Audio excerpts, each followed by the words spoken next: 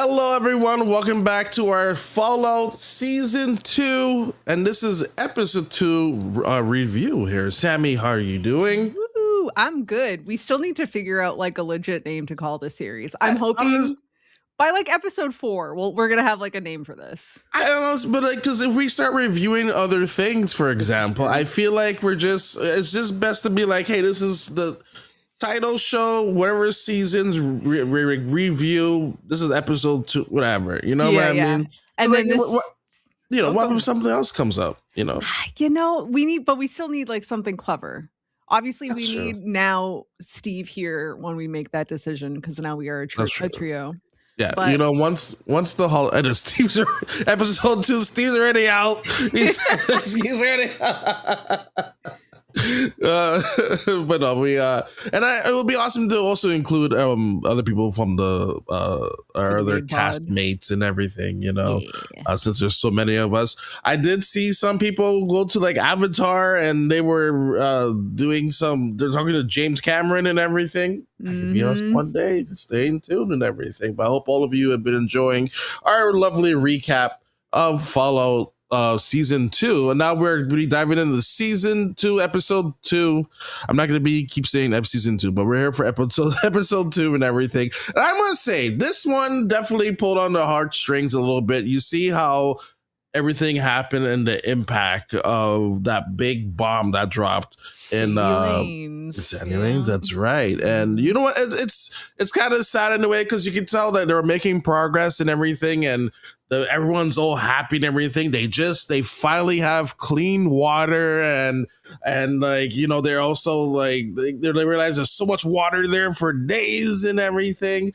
Just to realize some guy walking with a cart keeps saying like a nuke winter or something like that, which by the way, the guy before him could have stopped them, but I don't think that would have made a difference.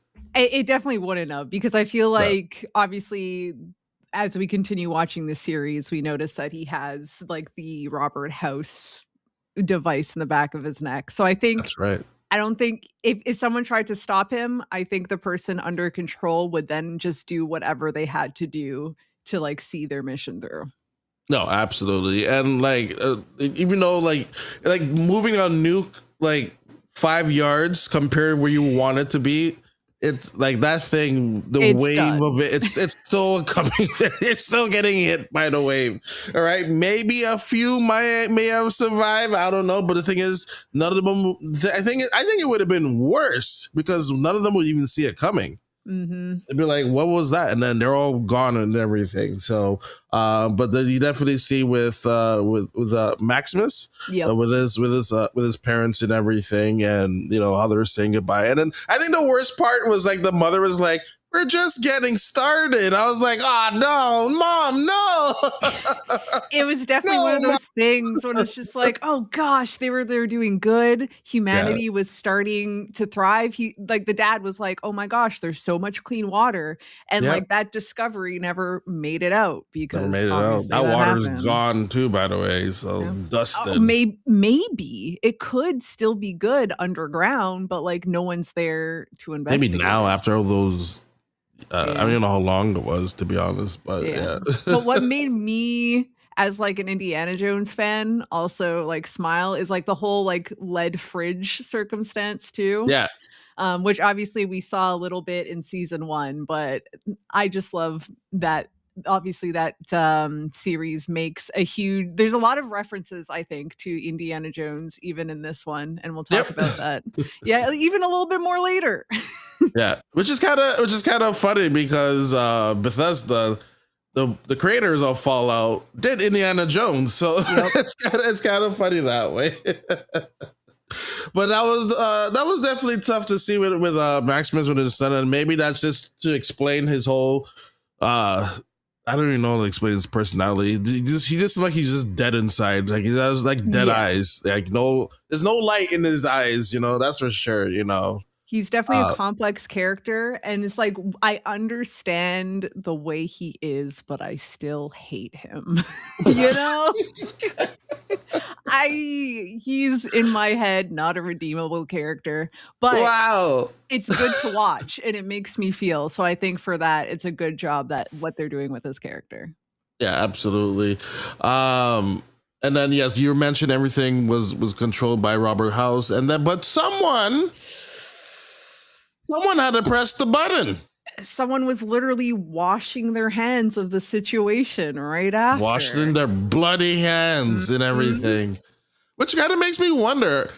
Well, I can't. Well, okay, because now I'm wondering, was this like a 100% certified chip? Because they seem to have problems with the chip right now. I feel like whatever was happening, they had the science as long as Robert Frost was there. But now, because no one knows where Robert Frost is, Hank, no one knows how to actually use this thing now. They need the programmer, and he's not around. So it's just a bunch of people being like, help me turn this PDF file, children. How do I figure this out? You know? Yeah. Yeah, it was, and then I guess we I totally forgot to check. I don't even know if we're even allowed to mention who it was, Sammy, who did it. Listen, we're allowed to. We're it's well after. It was well after. The episode's out. The episode's out when this comes out, so we're good. We're good. We all know it was Lucy's dad. It was. She was in the back. And you know what? I blame her too. She's like, hey, read me a story, Dad. All right, you should. What the? Your hands are dirty too. And this also, like, there's so many questions with like just how much was Hank aware of like what was going on, and like what exactly. There's so many questions. Like, we still have no idea what was going outside, like what's going on outside of all of these shelters. Yeah, he is. You know what? He is like the perfect villain because you won't see it coming. Like, he's too nice, dude. Like if you were like obviously we know as the viewer, yeah. But like if you were like in that world, you'd be like, I didn't see this coming, because like this guy is all nice, walking around saying okie dokie all the time and everything, smiles and everything, and then you're like, you killed my parents? Wait, that was you? Mm-hmm. You were just reading a story to your daughter while I was barely surviving in a fridge? That's crazy. There has to be, like, he's going to find out at some point, I'm sure. Yeah. And it's probably going to be like in a situation where everything's all good. That I'm calling it now. Then Max is going to figure something out and then mess everything up. Yeah. Did a snap. Wind up killing the guy. I don't know. We don't know. So, and then of course our lovely heroes here being all, well, one of them's only heroic, which is Lucy. Here's a call for help from a lady, you know, from a big abandoned hospital. You know, what a surprise! I wouldn't have gone. To be honest. You know what? You know what? You're not wrong. That just seems like I honestly thought they were gonna get jumped before. Mm-hmm. It just seems like that was a trap waiting, like, come help me, mister. Or like, you ever see the one where like a girl will lead a guy in and like, hey, help me. Some guy's chasing me in. And then like you end up following a girl in a dark alleyway and then you get jumped. Like, that's like a safe scenario. I don't know anyone who would like actually go in. Lucy, there's one. Lucy.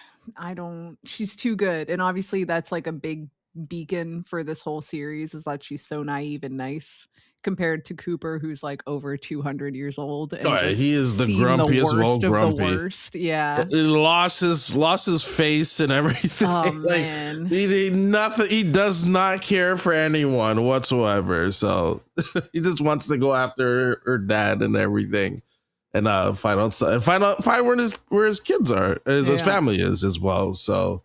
No, it was definitely a lovely. There was a big call for help because there was also a big bug problem as well. So, I feel like scorpions are bad to begin with. Yeah, but then like radiation scorpions, and then the massive one that attacks when you them. see lips that big coming after you, you're like, okay, this is I don't know. But no, that was a really interesting part here and everything. I don't know why in my notes here I put a real ice box. Do you know why that? You know anything that might unlock in your memory?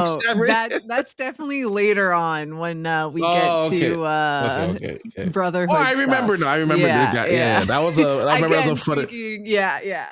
I was like, why did I write this? That was like a real ice box. I think there was something in there we can't mention, but or whatever. That was the point, the funniest line there. So. I think it was this episode. It wasn't mentioned. So we'll get to that. It was this episode. Sure. Yeah. It's just like towards the end of it.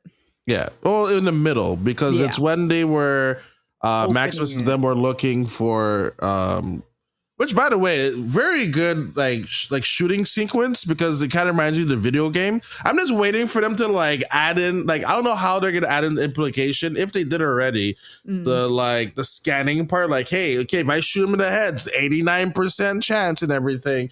Because like all the zombies or wherever the ghouls, whatever you want to call them, going after them, just go, and when they're in that little, I guess, abandoned bunker or something like that, it was kind of neat to see them implement like that camera frame and shot, because it really feel like you're in a video game in a little bit. So, what do you mean abandoned bunker, sir? It's Area 51. No, they weren't there yet. Not yet? But no, remember they needed that piece to unlock that bunker. That bunker. Gotcha, gotcha. Then they went to Area 51. You supposed to keep that a secret, Sammy. What are you doing? Oh my God. Is it the Fight Club rule? We just don't talk about it? It's fine. The world ended, so we could talk about it now, which is, it's kind of interesting, because the guy was like, we came for this, which even I was like, what is this doing? And it was like, this is just a big fan that you turned on. What the hell? Like, it was just blowing sand, but then you realize, oh, it's Area 51. It was so cinematic. It was very cinematic. Which they were, because they were what exactly they're looking for again? So basically, the cleric, I forget his name, the bald guy, but he's trying to establish like a new brotherhood home. Like he wants to be the headquarter.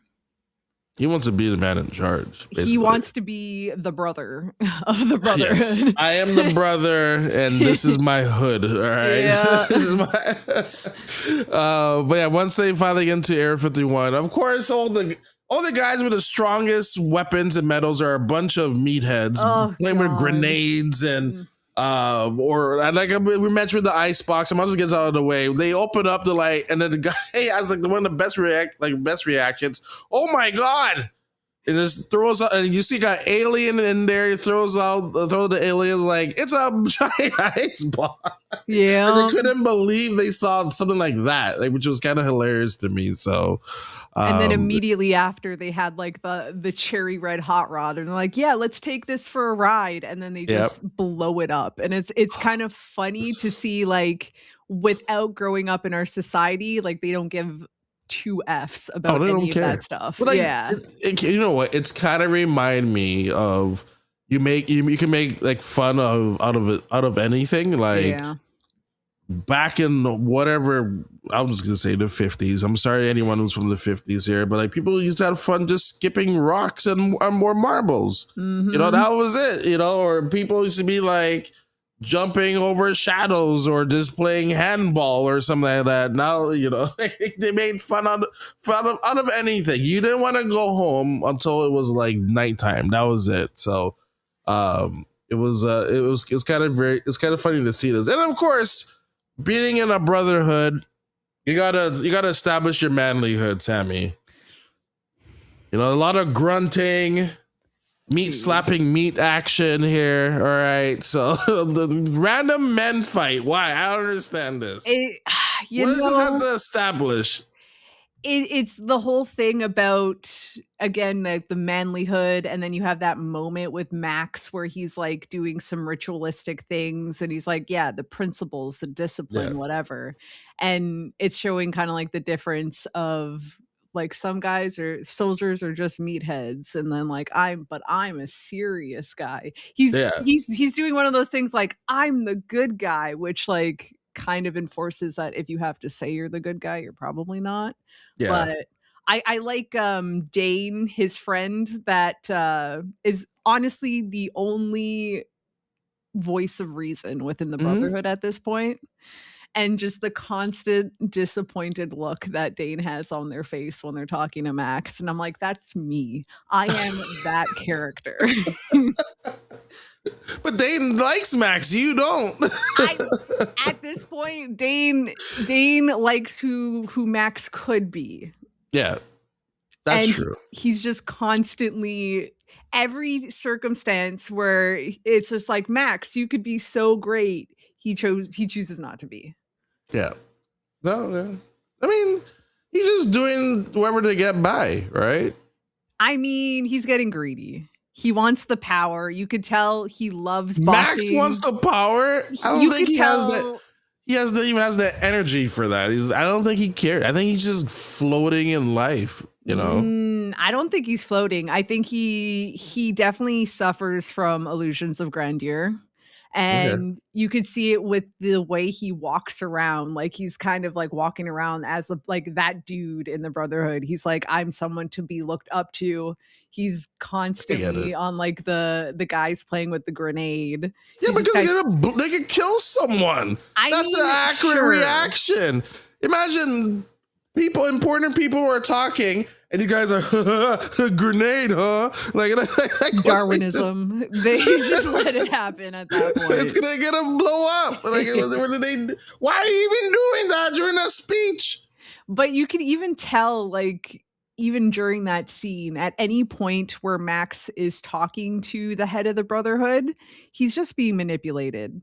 Yeah, absolutely. And the people who are manipulating him, I don't think he does. No, I think he knows. He knows. Even like how his friends talking to him, he's like, yeah, I'm aware what's going on, but we just have to do this to get by, type of thing.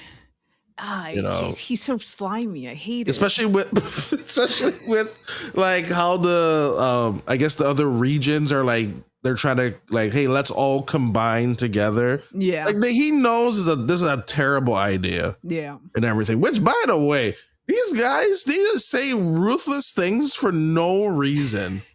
They're all terrible. They're all terrible people. And it's just for no reason. Like it's just like, hey, you don't talk to me because you're a woman. And be like, bro, I thought we were in a post-events civilization here. What's going?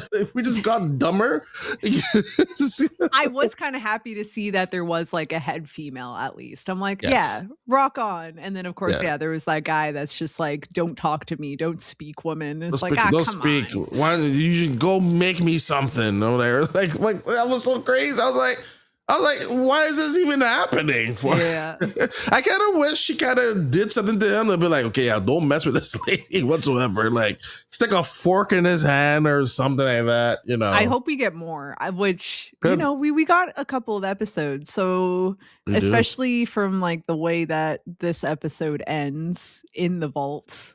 Or not in the vault, in the Area 51. I think we're definitely getting more out of. Well, what exactly happens, Sami? I know we're kind of like jumping all over the place, but I guess we could kind of keep it contained. Like all the Brotherhood scenes, we'll talk about that. Yeah, it's fine. Yeah. People already seen the episode. They want to hear a recap, you know. So we have the most charismatic man. We have Kamali.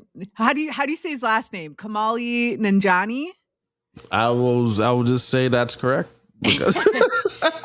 He just comes in representing, I believe his name is Xander. That's what I'm hearing. Yeah. So that's what I'm calling him for now. I will definitely confirm it at some point later on that's confirm it next episode. Yeah. See, it's not on IMDb yet. So I checked. So I'm waiting for that. Yeah. But his character is kind of like one of the last scenes in this episode. He comes in on a helicopter unannounced. He is the people after Maximus beat up someone. Oh my god, it killed him. Didn't he kill him? He's pretty much dead. Yeah, he killed him. Yeah, it was a fight to the death. So again, the only reason he agreed is because that guy gave him a little nod to like, yeah, show your worth, stand in line. Well, like it's almost like, dude, like make me proud, my son. Yeah. And I feel like if he doesn't win, then he'd be disappointed, and then it might make him look bad because all the stuff that's happening to him is his idea. Yeah, trying to start the Civil War with the Commonwealth, and then again, in comes the Commonwealth in Xander with having a meeting smile. without us. Yeah, Huh? just the cockiest guy ever, and I feel like that's what Max wants to be. Yeah. So I'm excited to see. That's interesting. You got that point of view. I don't see it. I like the whole like joie de vivre and just like style and obviously natural like leadership charisma. I think that's who Max thinks he is. So I think he is going to be a folly character. Really, I really don't see that from him. No? I just feel like he is truly dead inside and just doing what he has to do to like, when like someone's like, all right, if I like he has like a goal in mind, like he's like, okay, if I get like $1 million, then I'm out type of thing. So I'm just gonna do what I have to do until I make like this $1 million. Like I feel like that's like his mentality right now. See, he's very broken. Obviously, we know he's an orphan. Yes. I think he's trying to find his way in life, and he's always looking for approval through other people. And because of that, nothing's going to be enough for Max. Even if he gets everything he wants, he's going to find something else, or he's an unfulfilled human being. That you hate so much. That I hate. And maybe it's because I understand it to a little certain degree, and I hate that about myself. So it's just reflecting. There's layers. Sammy, don't hate yourself now. Oh my God. Oh my God, we're millennials. Who doesn't? Come on. Every millennial hates themselves a little bit. I love me. All right. And then because season 1 never showed how they met, right? Who met? His Max and his, I can't remember the guy's name. The cleric, the head guy. No, he was like basically the water boy. Yeah, so I wonder if we would see something like that to maybe help build up his character. I feel like a piece is missing. Yeah, for sure. Like, why are you this loyal to this guy? Like, did he discover you in the fridge? He's a sad puppy. His parents are dead. He's looking for approval. He's looking right now. He's his dad. All intents and purposes. Yeah. But how did you find him? Like, did he save him? Like, you just don't like randomly attach yourself to a guy like that unless something happened and or he approached you. So like, hopefully we see that later on into the season, because I feel like you that's a piece missing, and then maybe that might warm your heart to him a little bit. Absolutely not. But okay, well, we tried. I have to go back and watch season 1. They may have established that there's a lot of orphans in this world, so he may have been in kind of just like an orphanage situation, and because typically those are more religious, he got kind of like shunted off to the Brotherhood. Yeah. So while all that is going on with Max and everything, we can't forget about Lucy and the ghoul got hurt. We got hurt, and she gave like a med pack to the lady that they went to go save. But that choice in itself was definitely something to talk about, because Lucy will die on the hill where like kindness is better than not being kind at all. And she basically, the guy was being a dick the whole time. So she picked kindness. Yeah. So and then it's just turned into well, I'm gonna kill you with kindness now. You're gonna lie here for a couple of days, and I'm gonna go off and help this lady. She said she was coming back. She did say she was coming back. Coming back, yeah.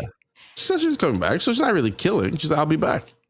As a duo, these guys need to get it together. Like, he needs to relax, all right? Let's just be honest here. He needs to chill for a bit. No, he didn't need to do that. Yeah, he didn't just chill out for a little bit. Like, he could survive most things. Like, just relax a little bit, all right? Yeah. Like, this situation could have been handled a lot better. I feel like the perfect personality is in between both of them. They are like the extremes of either decision. Very. Yeah. Absolutely. And sadly, Lucy's kindness nipped her in the butt because who would have thought? Who would have thought? And now, like, my question, did that girl set her up? Like, there's no way. I think the girl just booked it. She's just like, I ain't staying for this. Especially because, like, literally a second before that, she's like, I really hope you don't get raped by the wrong people or like something like that. And then we're like, whoa. And then we see the guys on the hill, and then she's gone. And she's gone because she's like, I'm out. I know that calling. I'm out. Type of thing. So she's either scared of them or it was definitely a setup. Who knows? Hopefully she might help her out. I don't know. Who knows? But then, stay tuned for next week. But then we're back in with Norm. I actually loved Norm this episode. Oh yeah, Norm. I totally forgot about him. Good old Norm. He is his father's son, and that could go a good way or a bad way. Yeah. But the leadership skills, he kind of rose to the challenge, and like, sure, it's all his fault why everyone was woken up, but he locked it in. Yeah, he locked it in. I think the best was some girls like, who ate my crackers? my crackers, I was in my security box. I find it very concerning, like, how easy it was for Norm to like navigate that situation and kind of manipulate them. But the thing is, okay, how long was he locked in there? It must have been like a few days, right? To eat all those snacks? Like, he cleared out the man was like, lips were dry, and he was like, I'm not gonna survive. Like, you would think he was in there for 2 months. I mean, I don't know the science on like how long you could live without food and water, but he was definitely getting on that point where like he needed to do something. Yeah, he's like, yeah, exactly. Like, but he ate everyone's things. Like you would have just been like, all right, well, let me just slow down my eating a little bit. Like what Maximus' dad said, like, hey, eat slow, you know, type of thing, because the food is not easy to get now. So it's it's like the guy, he must be like scarf everything in an hour and be like, I'm not gonna make it, man. Like, that's, dude, you only be there for 45 minutes. I say. Do you think Bud's dead? Because like obviously we saw him in the garbage upside down, but like he was still kind of on and moving. I don't know. I think there's a chance someone might like come and save him like last minute or something like that. But like he wasn't talking. Yeah. He was like mumbling. There was definitely some sounds coming out. It was a little bit of movements and everything. But everyone working together to get out of the vault, which was kind of funny. It's very funny as well. Climbing on top of each other. Yeah. It's very funny. I kind of forget about the girls. Like, how long does it take for Vision to come back? Because and if someone hit a wall, like, what was that? And then they discovered, I guess, an ocean. It was Santa Monica. Santa Monica, that's right. Yeah, it was Santa Monica Pier. And I love how everyone's just like, oh man, like I can't remember if it was like an ice cream shop's gone. And then Norm's just like, wow, it's beautiful. And then I'm just like, oh yeah, he's also never seen the sky. Yeah. This is his first time seeing outside. That's right. That's right. So a lot of interesting things. And once again, this show though, it does a really good job to split different storylines, yeah. Instead of like, you're not like, I feel like you're not like, oh man, I don't care about this. Let's go back to the other. Let's continue the other storyline. It's doing a really good job, like splitting it up and sharing their spotlight and everything. So, Sami, what is your rating for this episode? This one, I honestly gave a 9 because I think like Steve mentioned how it was a little bit slow for the first one, but I think it kind of volleyed up episode 2 perfectly. So this one could kind of like really take some big swings. But yeah, this was episode 2, Sami. this has been a nice little treat. I was telling everyone about our show as well, and then they've been really liking it. You know what? I am gonna read off a comment here. Let me just get it very quickly. I didn't plan this. A comment? Someone left a lovely comment goodness. I know, we don't do this on the other podcasts, our gaming podcasts. Too bad for you for that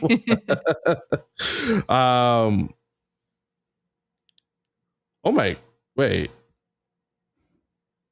Oh wait, this is the whoa, that's so weird.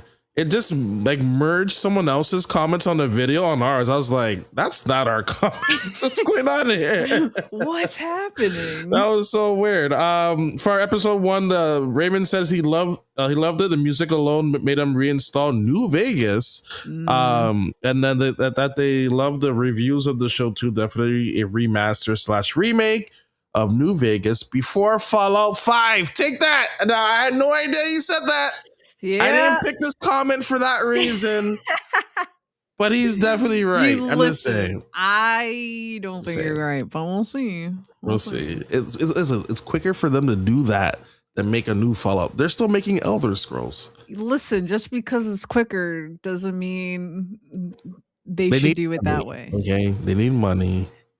Fallout 5 is the right thing to do. Like Lucy says, doing the right thing is never a waste of time. So even make if it a remake. Takes longer, let's make a remake. It's the right thing to do. New content. We need it. No, that will be faster to come out to get you ready for the new one. It's a nice gap in between. What year did Fallout 4 come out? It's been too long. Yeah. Skip the remaster. I'm letting you know right now, 5 is not ready. I don't think it's ready. 2015. It's been 10. It has to be. While 76 is 2018. That's still too long. Therefore, New Vegas remake. No. Then next year you could get your 5. 5, then remake. Or at the same time. No, that's too ambitious. No, okay. Yeah. Now you've gone insane. What in the world? It's been 15 years since Fallout New Vegas. It came out October 19, 2010. 15 years. That's a special number, don't you think? It is a pretty, it'd be a great time to drop a new game. No, it'd be a great time to remake a 15-year-old game. 15 has the number 5 in it. That's all I'm saying. So it would be great to have the 5th rendition of the game come out. Oh, the thing is, they have time. After they're done this season, maybe they're gonna go to Fallout 4-ish area. Listen, then 5. No. For all we know, they've been working on Fallout 5 for like the last 5 years. I'm gonna be honest with you; they're not doing anything. And that's why we didn't get it last year or any new content last year. Yeah, that's why we got no content. The best thing that was like, well, it's on sale. Yeah, they're like, here, have a little bit of goodies. There you go. It. Yeah. Oh man. Anyway, I hope all of you enjoyed our episode 2 review. Will be here next week, same time. Episode 3. Take care, everyone. See ya.